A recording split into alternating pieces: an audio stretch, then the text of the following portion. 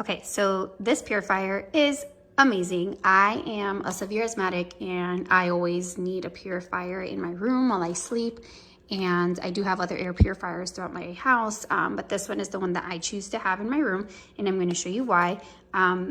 It is a lot smaller than the other brands, and I do have this like right in front of my bed area.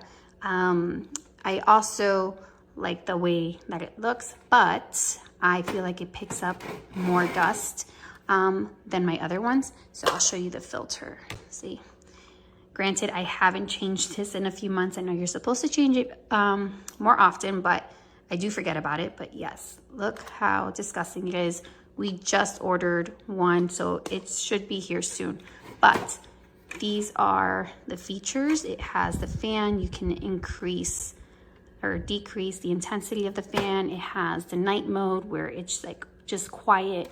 The timer, the light feature. So if you choose to have this fan on the highest intensity, the lights will turn off because it's like a blue color.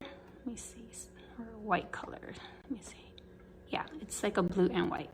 And then here you can lock it so nobody touches your settings. So to change the actual filter, it's down here, see, and then you just pop it right in, and then